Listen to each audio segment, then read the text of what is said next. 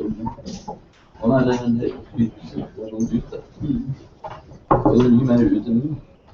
right, so we have 4 papers for today. A bit of a report more as a research paper, the European Commission one, and then the one research paper on a health app.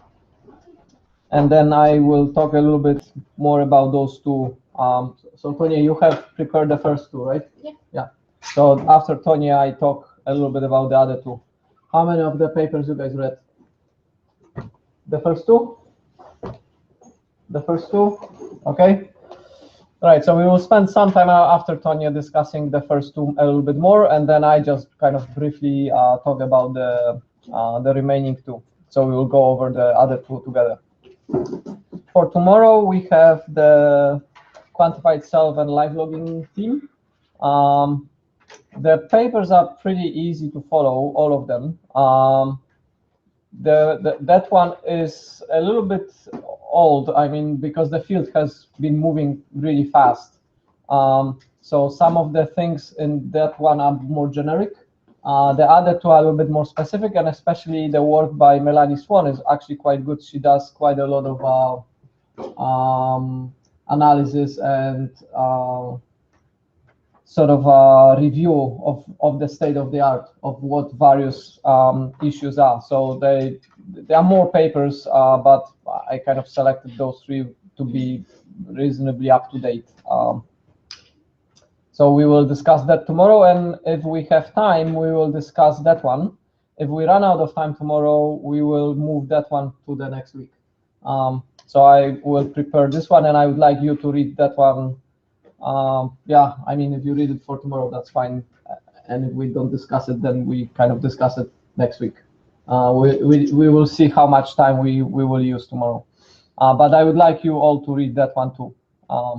Last year we discussed it in the in the mobile course as well. But there were 2 papers which we discussed with Simon. That one was one of them, and there was another one about more of a serious game flavor. So I pushed that one to the other course. All right. So would you like? I sent you them. Okay. So I will just check it. Where is my cursor here?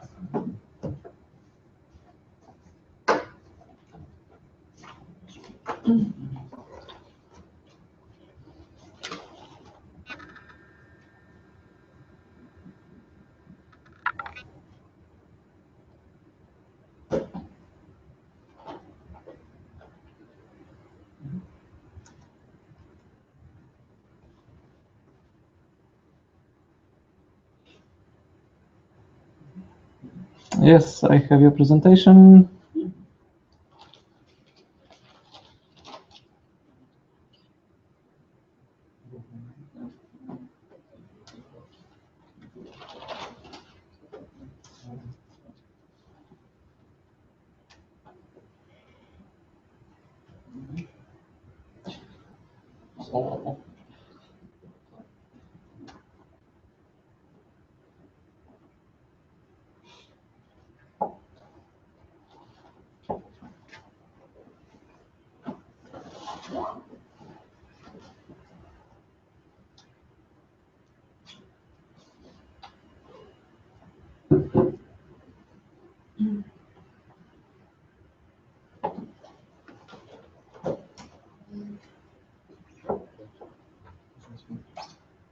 Okay.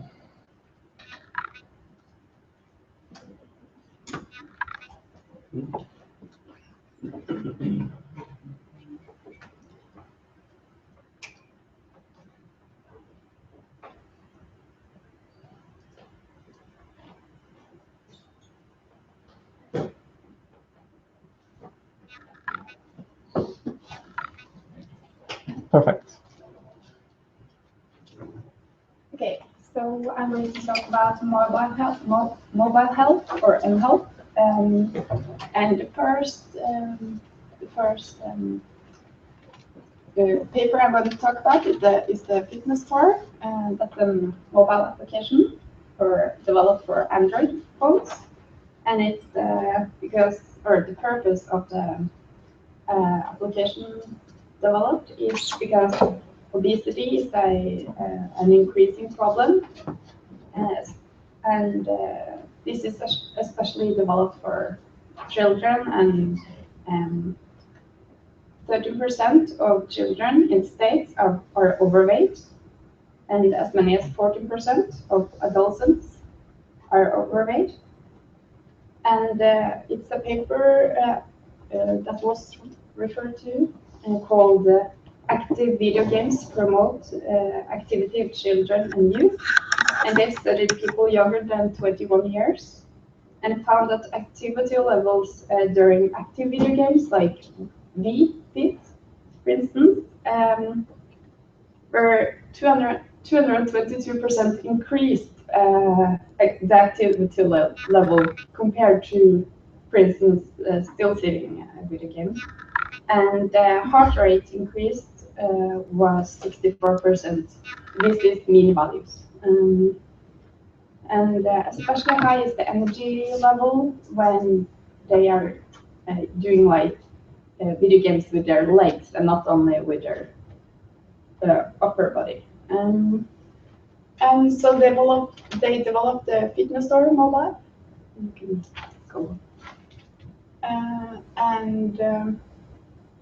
Yeah, that is to encourage children to have an active lifestyle and to do it in a more fun way and motivating way. And it's the purpose is that they are going to run maybe 2 or 3 times a week, and they get like, or when they begin the application, you can go. When they begin the application, they get a random tour that they're going to run, and then they measure the heart rate using the camera sensor on the phone before they go on the run, and then also after. I think you can go on further. So yeah, this is an example of the map, and here you can see different locations on a campus, and when they run, they use their 3G or Wi-Fi on their phone for location proofs.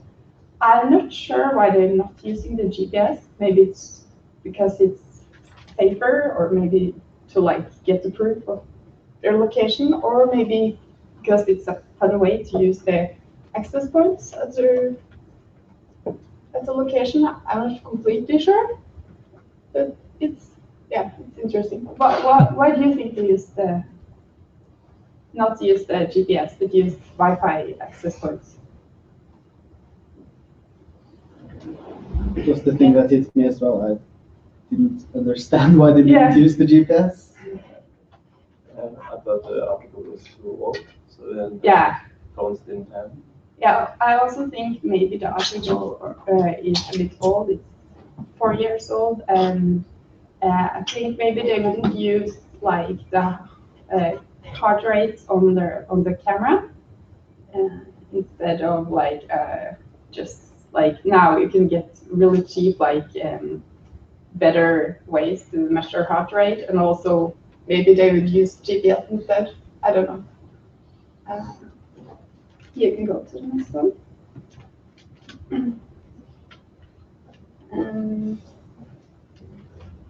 So the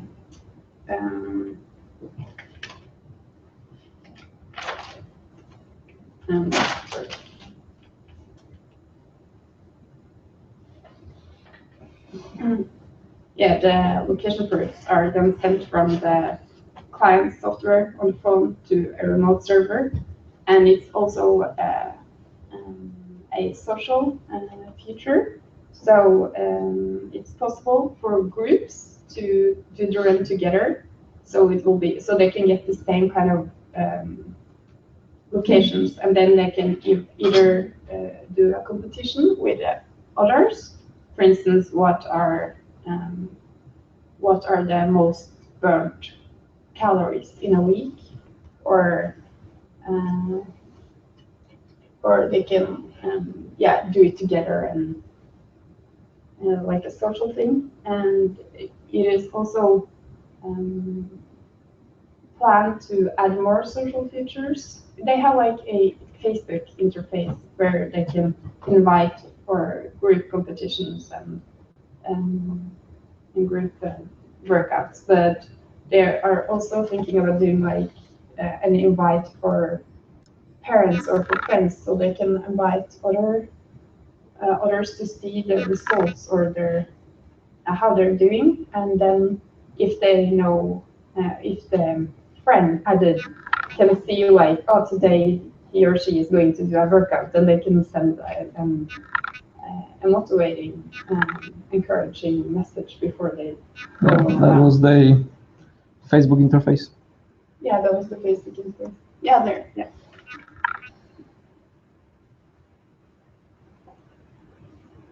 Looks old as well. Yeah.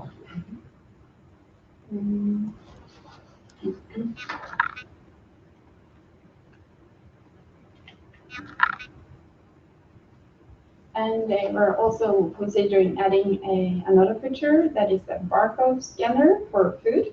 So they could scan their food they're going to eat, and then either the application will suggest other more healthy alternatives, or they log it so they can keep track of the calories, the intake, and they can find out how much they're actually eating per day. What I don't know why it's probably because it's old, but if I developed an app like that now, I would probably do like a MyFitnessPal integration or something that already has this function and already has so many barcode scans already, so you don't need to like get it all in the same or a different database when you get it when you have it in another.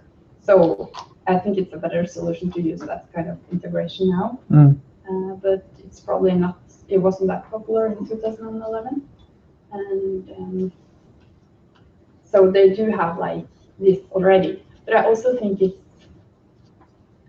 when you buy food and you track it or you scan it on the phone with a barcode scanner, and they are going to suggest other alternatives. I don't know why they would have a feature like that, because if I was to eat like a chocolate and I scanned it and it said this is not healthy, I would already have like prepared eating it. So it's too late. And then if they're going to tell me, oh, eat a yogurt instead, I'm not going to remember that. The next time I will want to eat a chocolate, it's not like chocolate. No, my app said yogurt 1 week ago. So I don't know. I don't really know why. It's a kind of healthy and encouraging function, but I don't think it's going to be really much difference. Also, I think another application that already exists is Enumando, and that one has actually a encouraging function. So if you have your friends added and you're going on a run, your friends can like say an encouraging message, and if you listen to music or something when you're running, you can hear it on your ears. So that would be maybe more interesting to add a feature like that, because yeah, I think it's more special than just reading an encouraging message on your phone before you go on a run.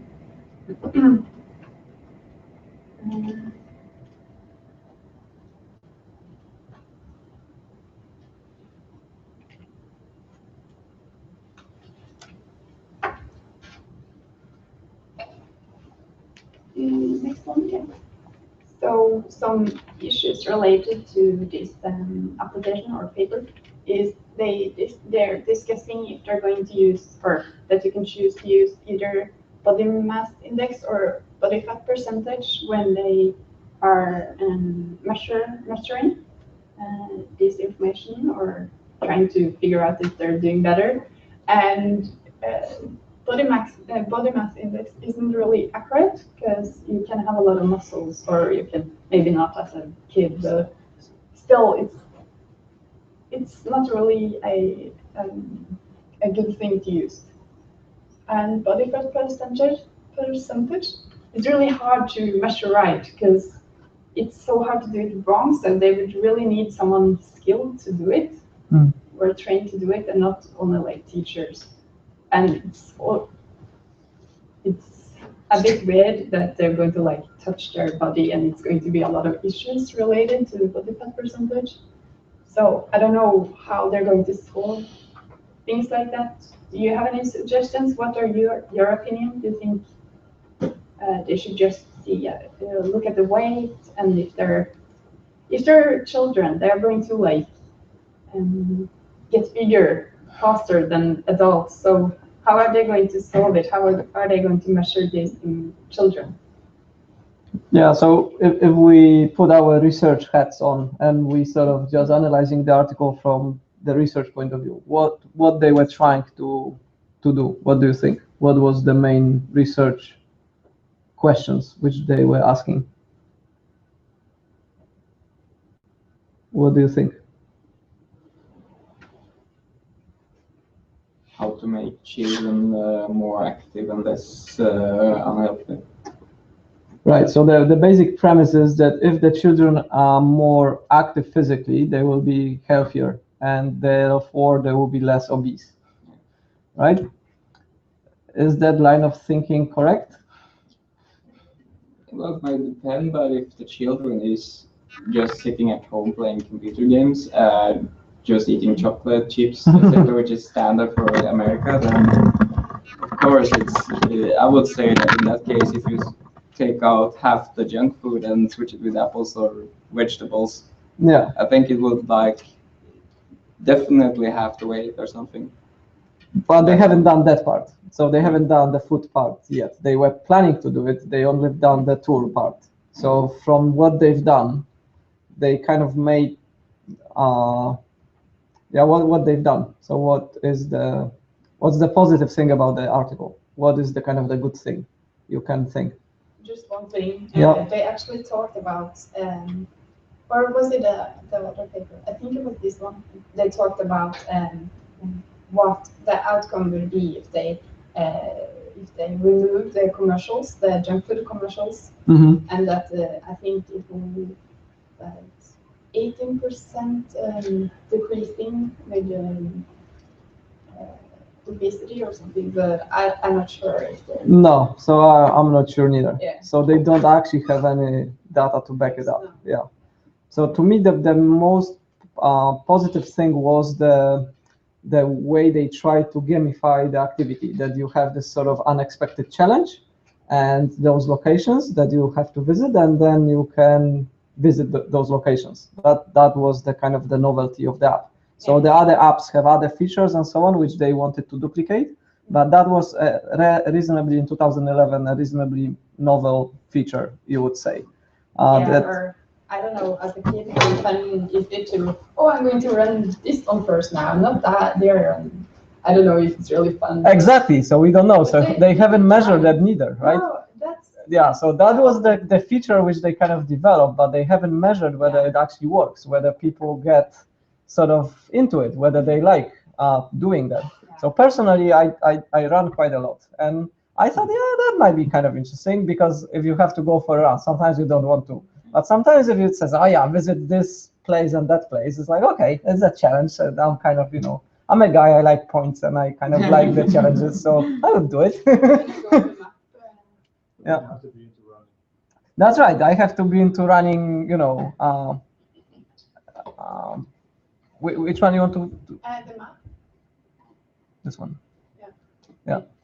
It doesn't look like really far distance, though. No, it's just on campus. Yeah.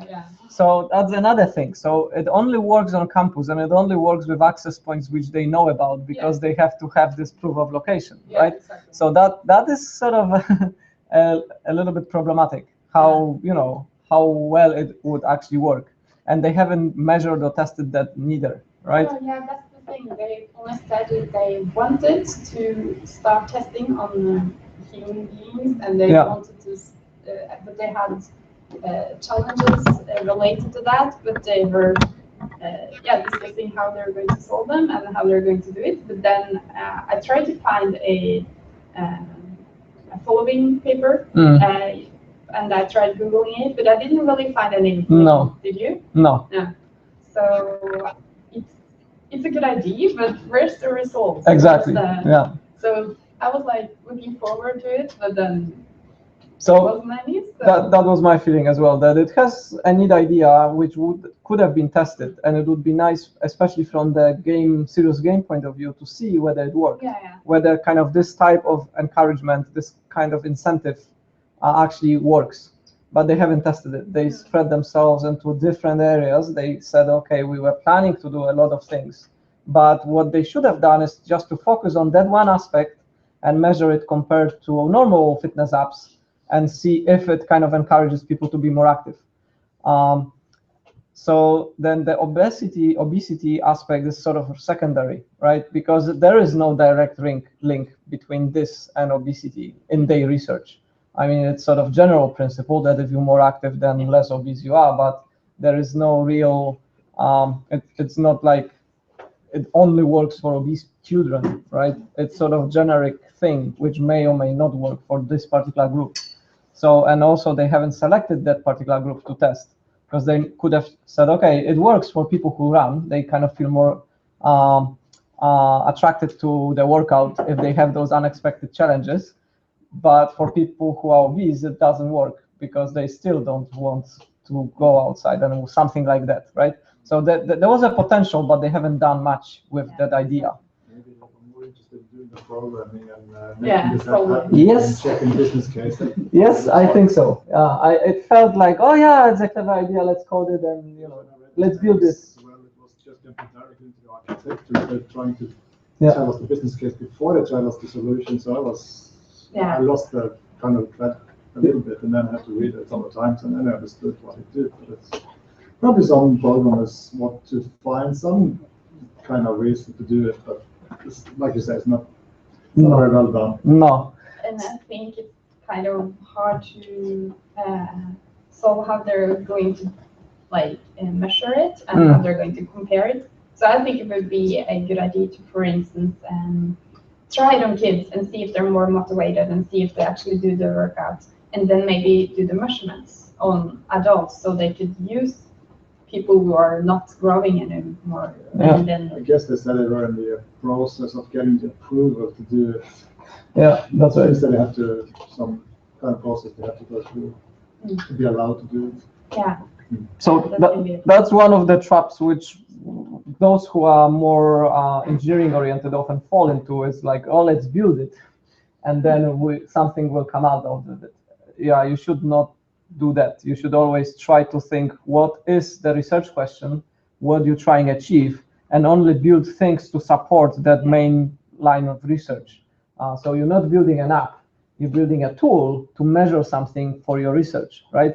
This paper is about building an app, and that's it. There is no real research in the article. And it's not that great app either, I think. Yeah, so now if we wear our engineering developers and UX experts hats, what do you feel about the app itself?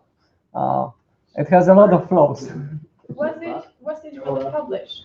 I don't think so. Yeah, it wasn't actually published. We don't know if they actually did it. Maybe they just got a lot of money to do the mock-ups. Yeah. So this is probably a student project.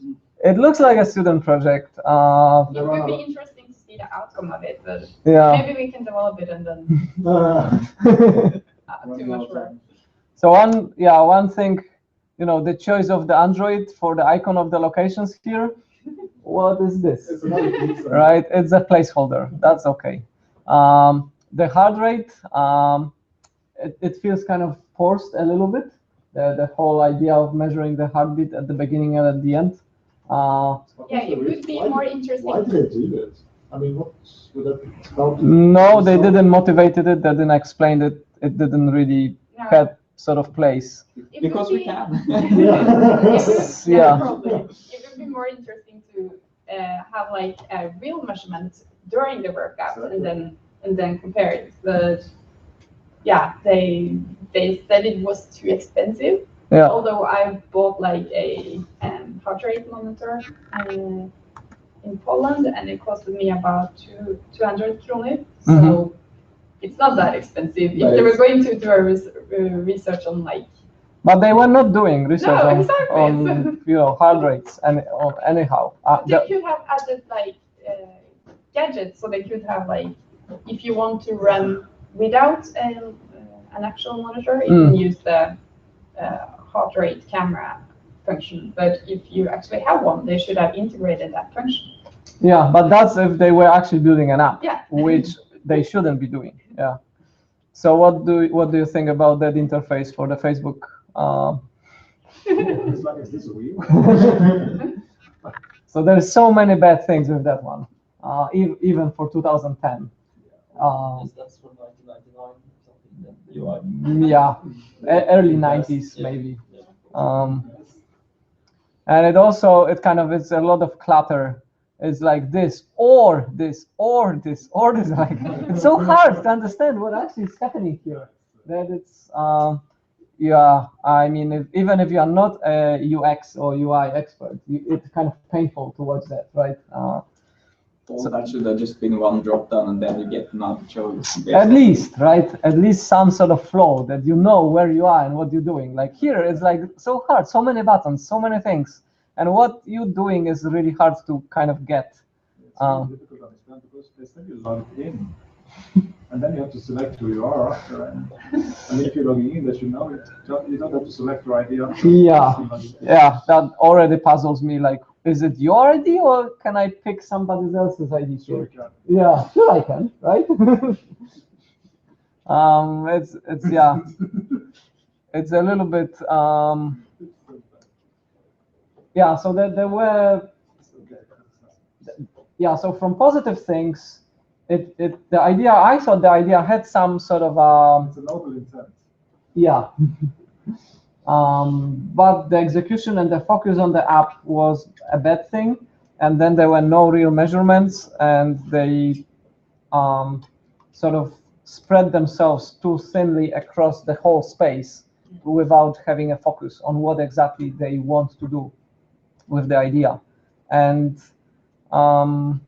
yeah, that's quite unfortunate because I was actually interested in the results, whether this sort of random selection of some target locations for your workouts actually worked for kids, whether they like it or not. And they said they were going to use kids that were obese and kids that had normal body mass index or something. And I was like reading it, and I waited for like I was waiting for the groups, but then. No, there is nothing. Yeah. It's developed. It's done. No results. Yeah. Yeah. So. Yeah, there was yeah, there was another problem. So as you mentioned already, using some sort of indicator like BMI of some sort, that would make sense in a kind of long-term studies but it would make sense to see if the physical activity of running 2 or 3 times a week kind of changes the BMI. Yeah. Again, it has nothing to do with this particular app, right? So there is a disconnect. They kind of jumping a link. So they're making a link between obesity and the app, bypassing all the intermediate stages. And there is a lot of research kind of linking things already, right? So the link is not between day app and obesity. The link is between day app and kids actually being active. And that's the only link which is interesting in the context of this particular paper. The obesity is so down the chain that it's sort of irrelevant, right? So if they were actually measuring BMI, it would be for the link between obesity and being active, not between the app and being active, right? The BMI has nothing to do here. So doesn't heart rate. Heart rate has nothing to do here neither, right? So that's why it's a bit of a mess, because it's so many things together without actually clear structure of what depends on what and what follows from what and what we actually measuring. Yeah, so I thought the idea was interesting. It had potential to be an interesting article, but it wasn't. Yeah. To clarify, this is actually an approved, published Yeah, unfortunately it is. Yeah. But it's in the ICM library. It is. It has been peer reviewed. Yes. Another thing I was thinking about is location proof. So the study was so secure because they get the ID from the access points and stuff like that. But is it really that secure to use when they could just take their bike and cycle around there or drive around there, get their parents to drive there? Yeah, that's right. Yeah, so how secure? And they haven't defined the security, what it means Yeah. to be secure. Yeah. Does it mean I cannot fake it easily, or what does it mean that the location proof is secure? Yeah. Is it more secure than GPS? Yeah, exactly. I mean, if you have an app like that which takes your reading from GPS, how easy it's for you to fake the GPS? Yeah. I mean, well, you probably can fake it, but you can probably fake the AP too. Yeah. But if you're going to, if you have a timestamp for each time you run, then it can be location proof, because if a fast runner, say a grown-up who is an actual runner who runs, uses at least 10 minutes to run that passage, and the kid uses 2 minutes, you know it's fake, because you can. Exactly. You can do that. Yeah, you can base on the timestamp.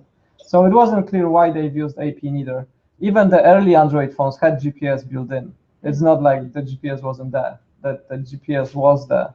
And it would make it a little bit more robust, because for this particular case, they only could work in a campus where they know, they mapped the access points.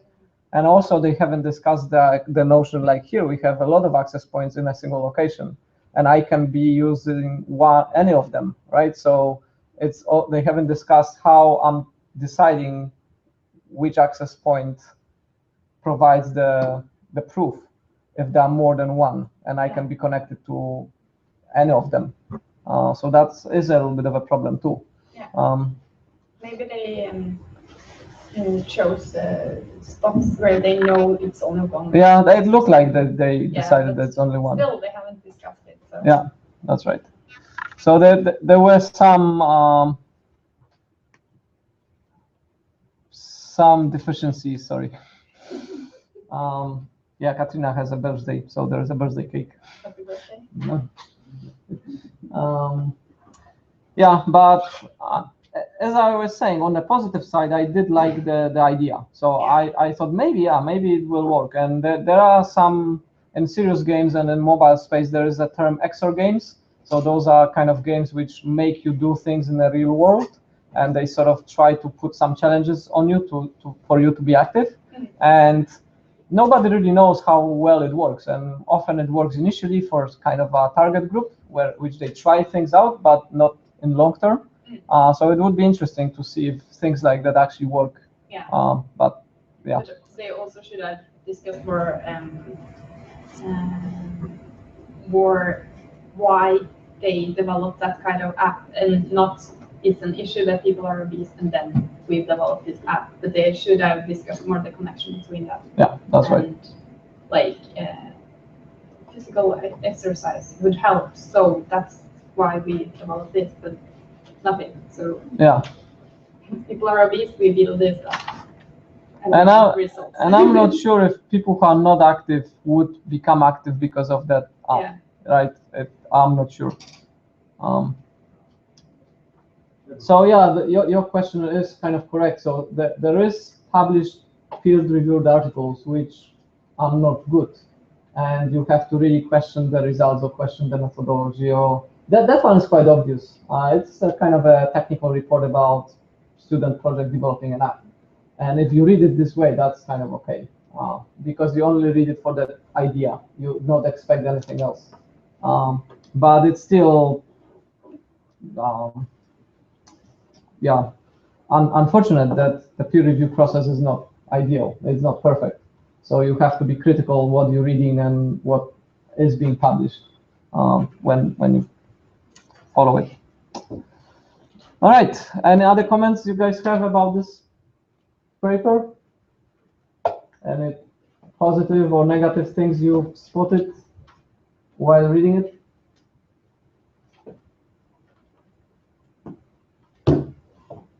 There is lots of papers like that. So there is lots of papers in mobile journals and mobile space which says, oh, hey, we've built this app, and that's it. Or, hey, we've built this app, and we had one test subject. And yeah, you have to be kind of critical a little bit. Sometimes they have a nice technology or nice technical solution for something, but there is very little actual research content in them. Yep. All right. So the next paper is the green paper. Yeah. It's the reason I chose this one is because it's written for the European Commission. So I thought it was a bit relevant. So there are a lot of challenges now regarding healthcare in Europe, or especially in Europe. People are getting older, and the need for professionals in healthcare are increasing. And mobile health application could be a solution for this. It can help detecting development of chronic illnesses in an early stage. And estimates have shown that the use of mobile devices could help healthcare professionals save up to 30% of their time spent accessing and analyzing patient information. And this would help the healthcare professionals to actually spend time with the patients when they need it, instead of all this analyzing time spent on that.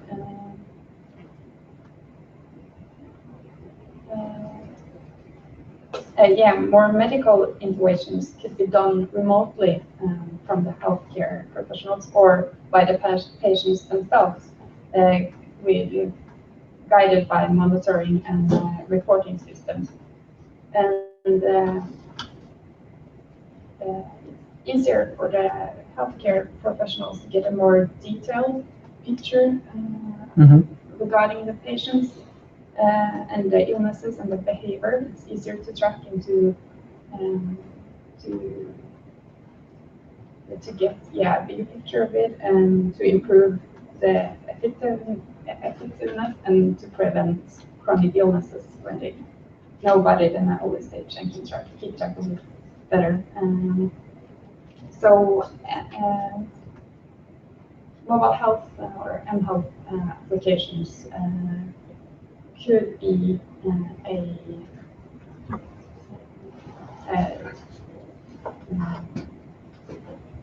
a solution. And do you have any suggestions of what kind of mobile health sensor or apps, or what they can do that will help the patients?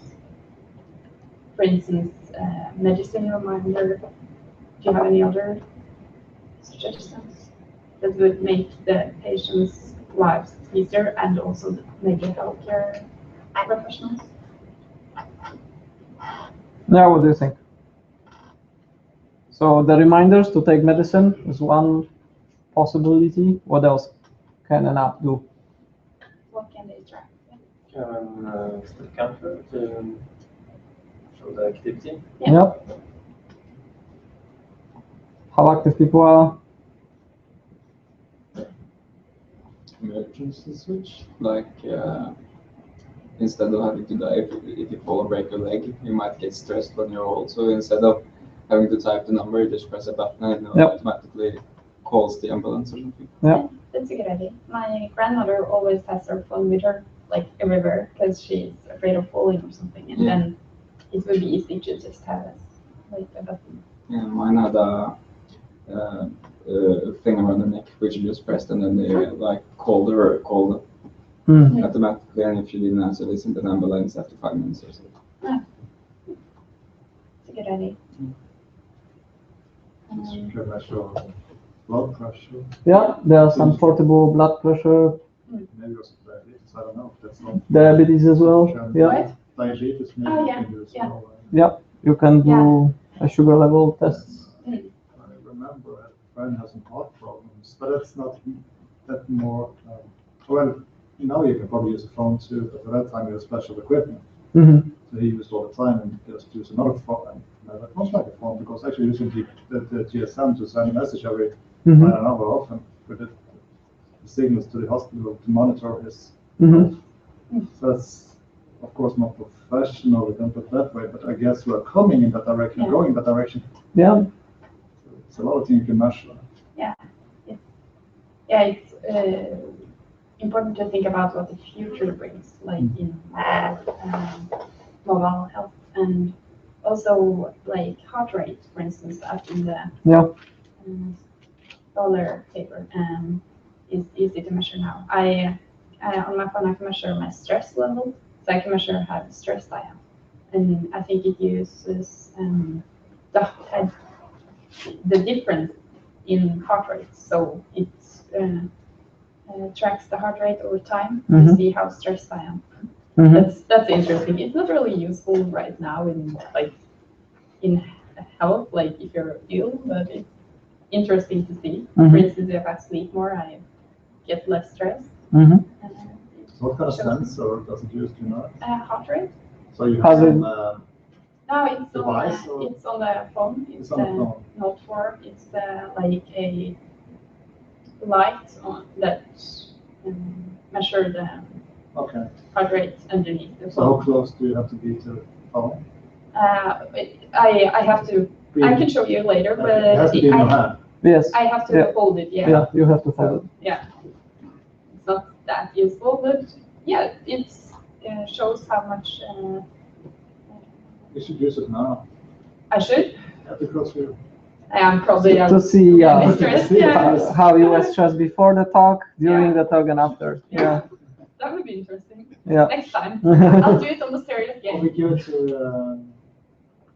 We'll have to do it tomorrow. Yeah, for quantified self.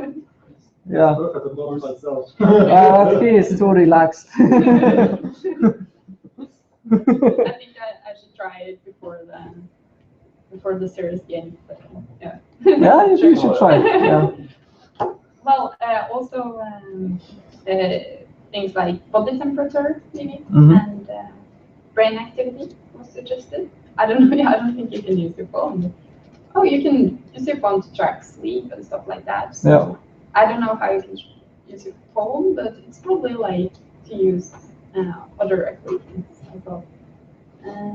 And it's the popularity of health and fitness-related apps are increasing.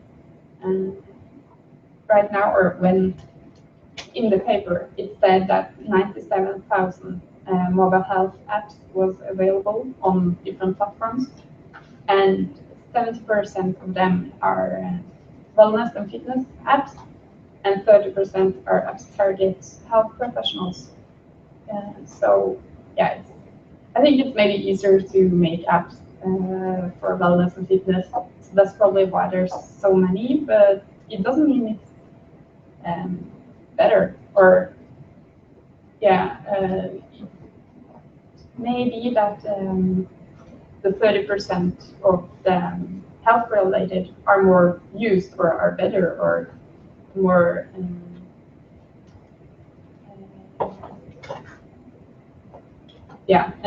the fitness app. To track a run or something, or track what you eat, it's not that hard. And it's also said that there are a lot of small companies or apps with just a few downloads. So it's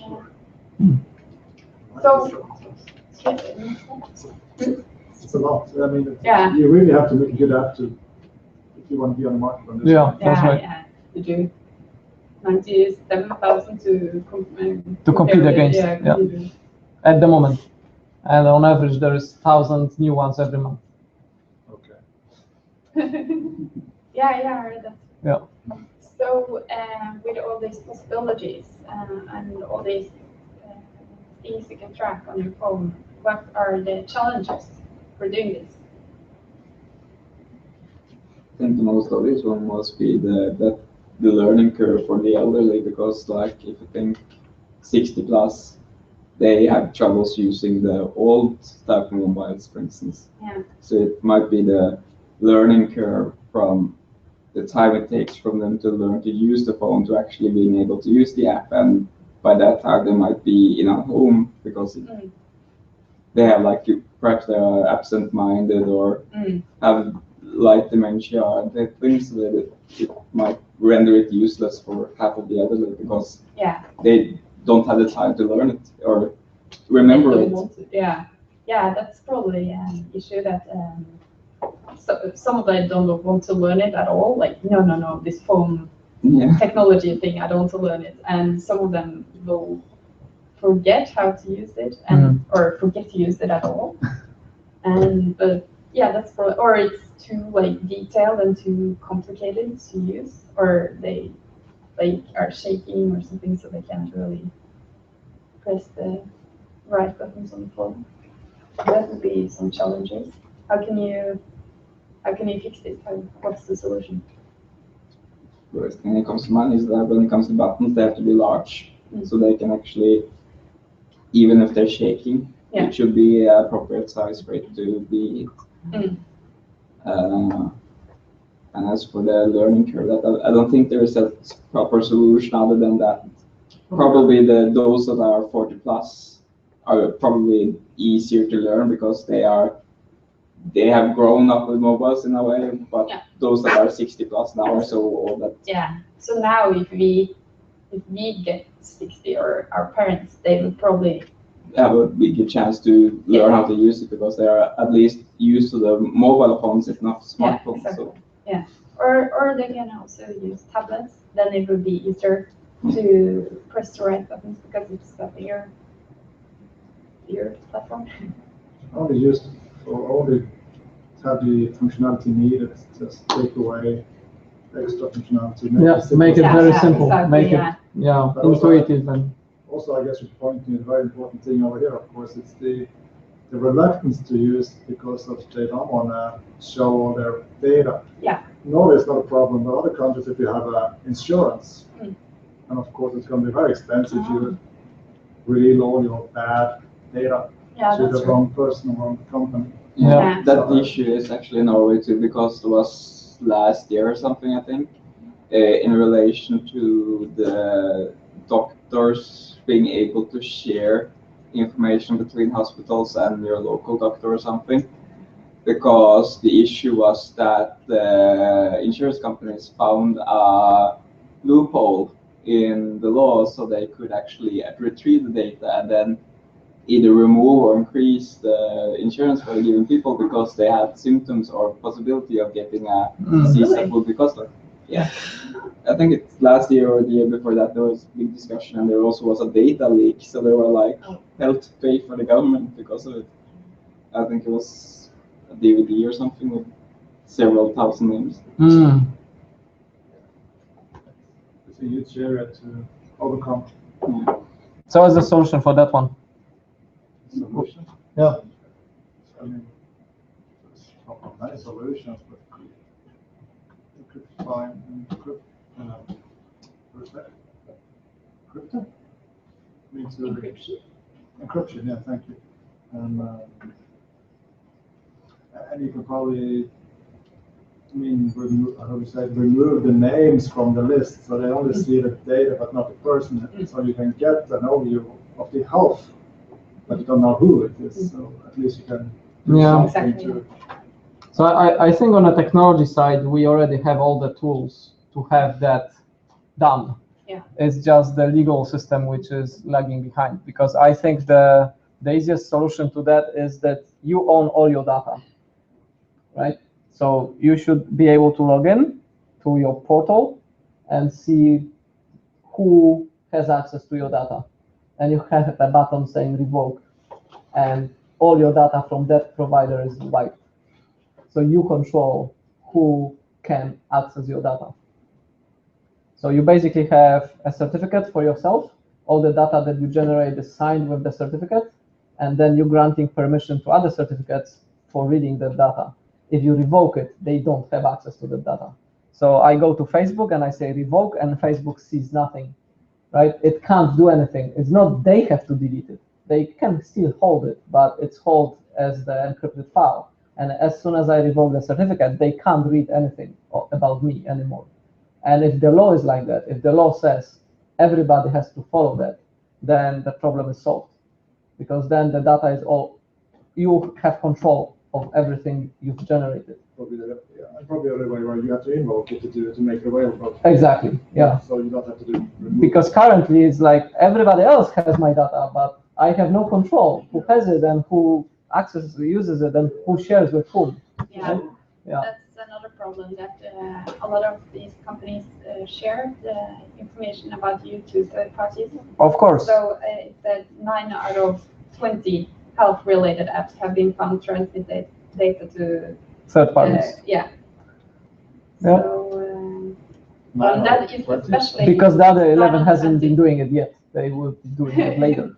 Or was it in this? No, it was in one of your papers. I think it said that the more expensive the apps are, the less they leak information, or the more trustworthy they are. That's right, because they make the revenue from the app itself. Yes. And the cheaper the app or free the app, they have to make the revenue out of selling your data, basically.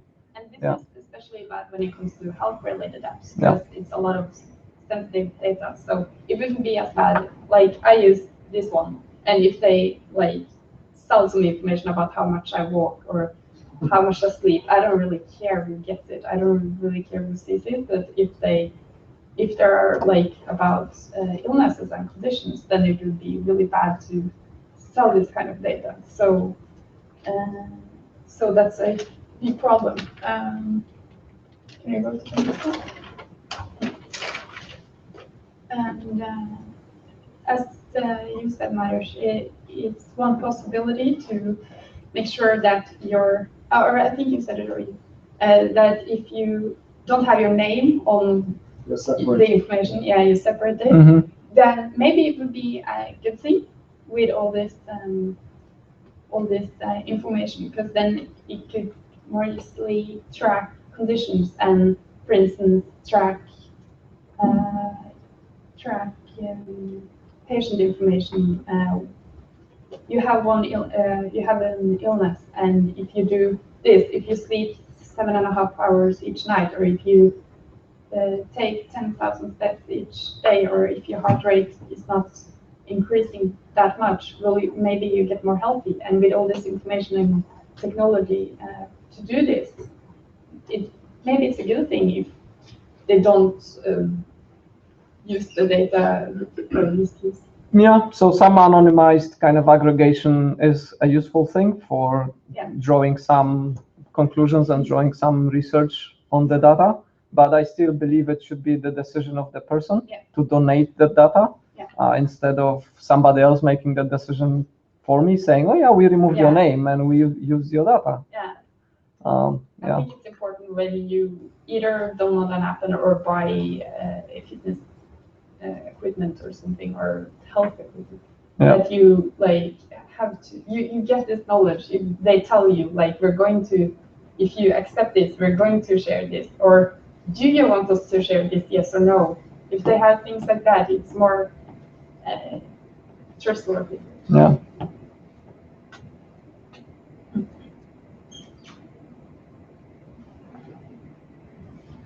What about how can European Union solve these challenges? As you said, you can make rules. And they are, as I saw in the paper right now, revising the data protection of what is. What? Data Protection Act? Yeah.